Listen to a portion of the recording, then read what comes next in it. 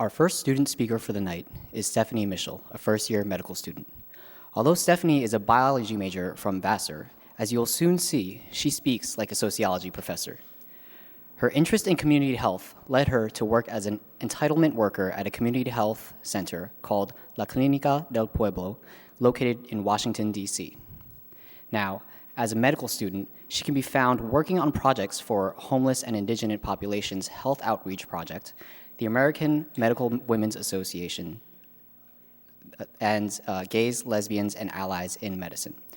Her talk will introduce us to the complex world of sociology and teach us how we as physicians and medical professionals can be involved. Stephanie hopes to hang on to this idealism for as long as possible to pursue a career in family medicine and community health.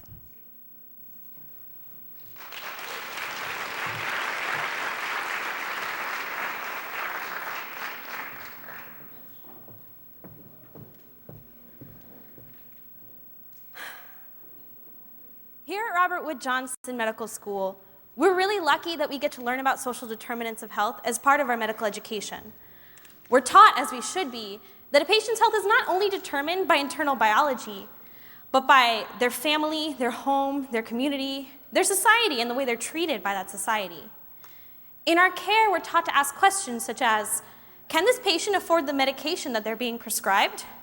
How is their education level impacting their ability to adhere to the care plan I've created? And is there any stigma that might be preventing our patients from reporting health issues? All of this is tremendously important, and yet there is more to the story. These individual problems that we've been taught to question are not individual problems at all.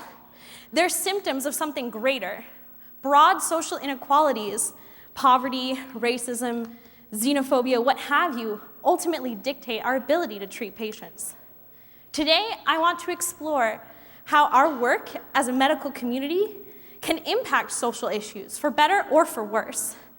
I want to explore the possibility of providing medical care in a way that is just and empowering to even the most marginalized patients.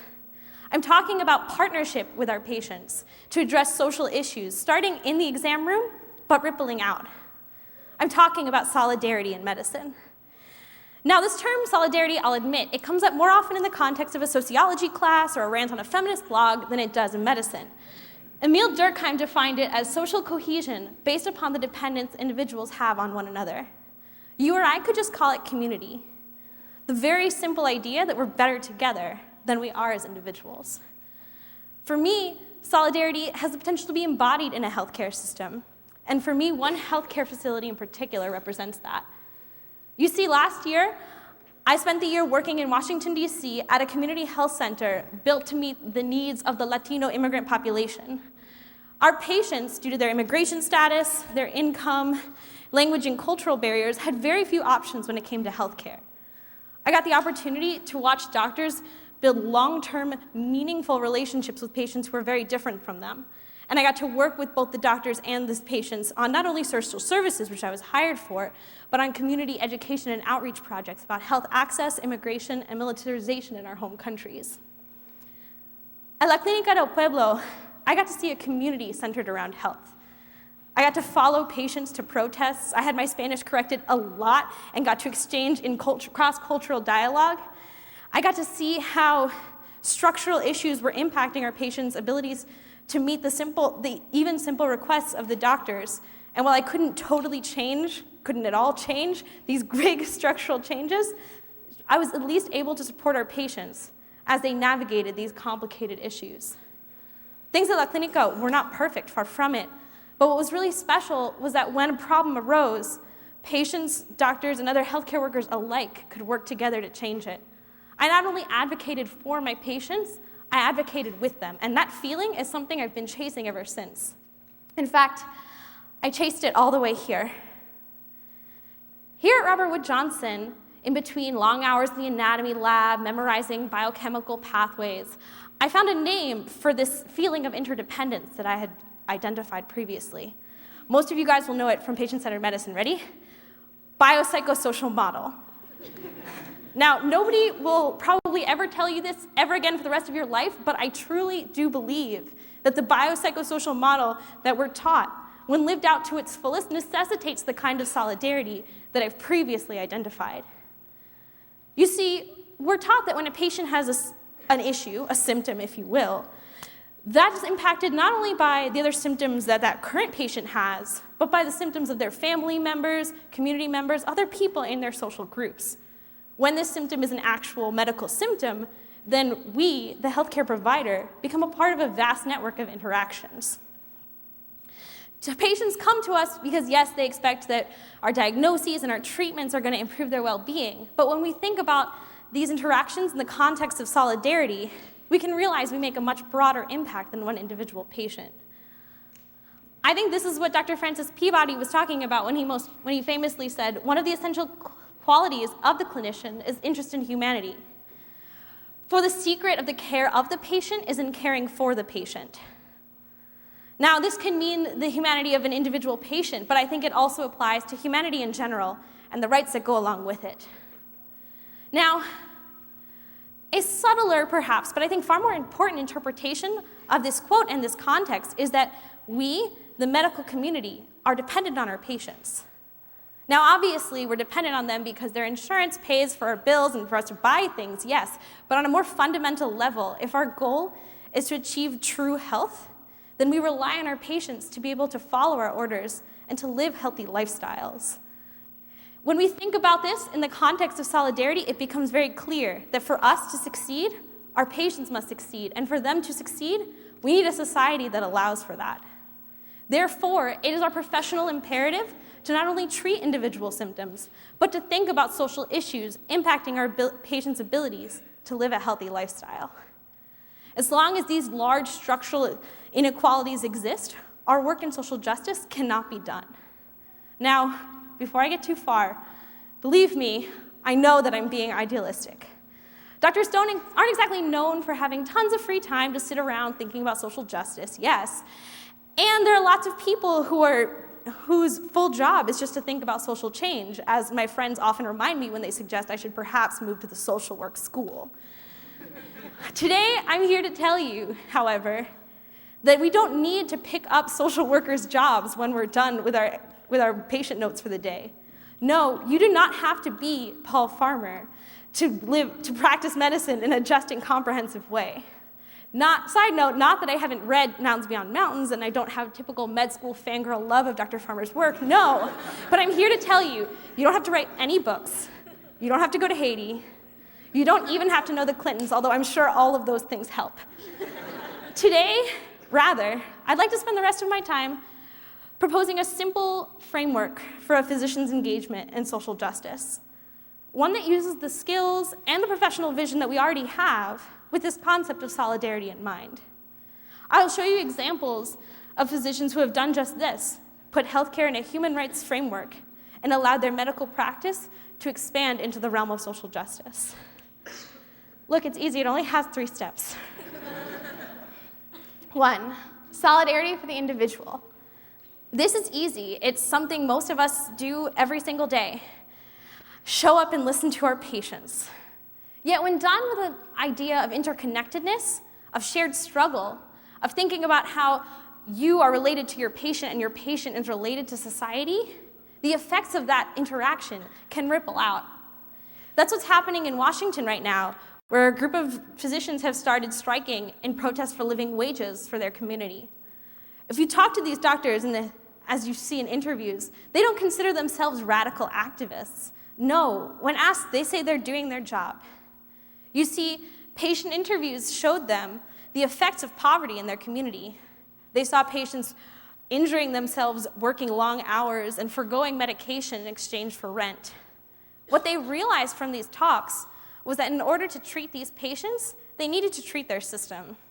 So far, they have been very effective, increasing minimum wage with a number of employers and creating a larger dialogue about healthcare and labor. 2, solidarity as a profession. We doctors have tremendous privilege. I'm a medical student, but we, the medical community, have tremendous privilege. I'm not even a doctor yet, and I have so much privilege. We have far above average education, wealth, and lots of respect. It's undoubtedly a perk of the field. However, we must recognize that we serve everybody, and most of our patients do not have such privilege. Therefore, in order to be in solidarity with all of our patients, we need to check our privilege, recognize that disparity, and think about how we can serve as allies. We have a unique skill set that we can bring to our patients' movements, and we can create communities where health is implicit. A historical example. World War II was the first time that such a large group of doctors and nurses went overseas to build hospitals on the field for soldiers. Upon going there, they were shocked to see the conditions that the soldiers were working in. Little food, poor hygiene, low amounts of primary care, and they decided to do something about it. Using their medical skills as well as their influence, they were able to dramatically change the way soldiers are treated, improving standards and guaranteeing more rights for soldiers even today. Furthermore, upon returning, numbers of these physicians formed the first medical pacifist groups, recognizing that their patients were so affected by the presence of war itself.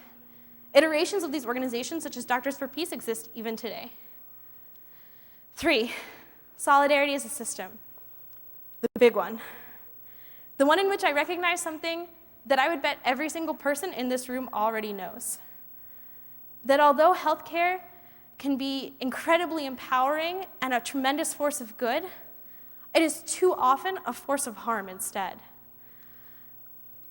This graph, I couldn't have asked for a better graph to demonstrate this. It comes from the Kaiser Family Foundation study about health disparities, and it talks about satisfaction rates between income, race, age, and you can see the differences. I don't even have to explain it. There's just across the board. 17% of Americans are uninsured, and Caucasian males, upon entering the ER, are almost twice as likely to receive medication when reporting symptoms of back pain than African American counterparts. I personally know about the inequalities in our healthcare system because I was one, because I worked and I was kicked out of an EMS van for trying to speak Spanish to a patient, because I had to sit people down and say, I'm sorry, I can't give you your cancer drugs. Medicaid doesn't cover that. As much as I cared, as much as we all care about our patients, and as good as our intentions are, the harsh truth is that we're working in a system and we are complicit with something that often keeps them down. In order to act in solidarity with our patients, first and foremost, we must recognize the problems in our own system and do what we can to change them.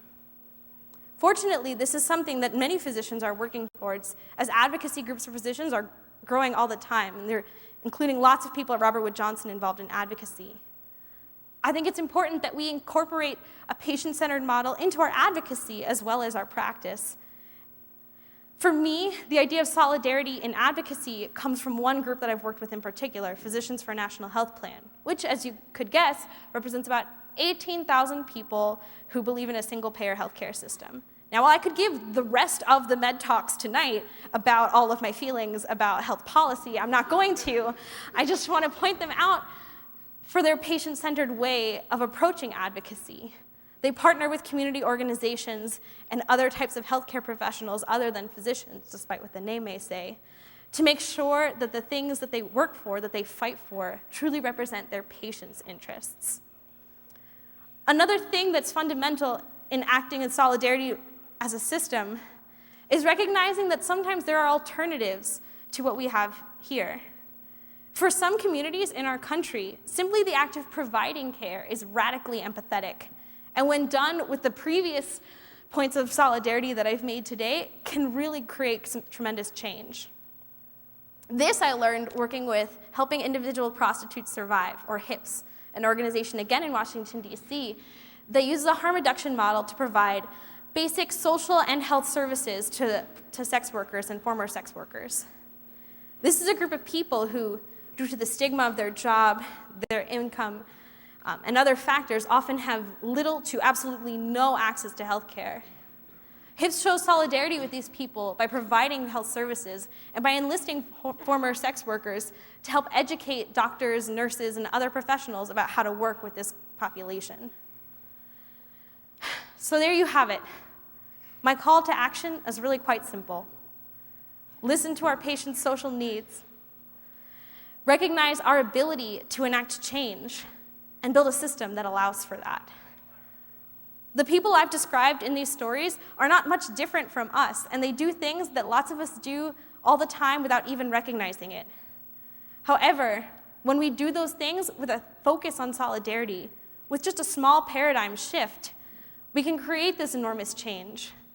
The truth is, until we correct these social inequalities, our work as physicians is never going to be over.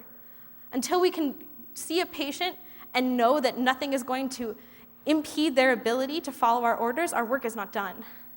Most of you in this room tonight know more stories that prove that false than even I do. Children who have to forego treatment because their parents cannot afford the co-pays. A person who shows up in the ER week after week after week because they just can't get primary care. I think it's time we stopped treating these patients with our traditional tools and looked beyond them, because I know that we can. Slowly, it's being done. Doctors are able to build healthcare practices in the places where they're most needed. They're able to think about cultural competency in their care. They're able to incorporate advocacy that focuses on patients' needs and not just their own. And they're able to focus on health disparities in their research. We students can also show solidarity, not only by participating in service learning, but by recognizing the fact that we are going to be serving a diverse group of people and advocate for more diversity in medical schools, a place where you're more likely to find a student in the top 1% of income than the bottom 50. We can work together and challenge ourselves and each other to fulfill the biopsychosocial model to its fullest, not only recognizing social inequalities, but taking responsibility for them, taking action about them. Whether it's through advocacy, activism, or even just listening, we can fulfill our patients' needs on a social level, standing together in solidarity. Thank you.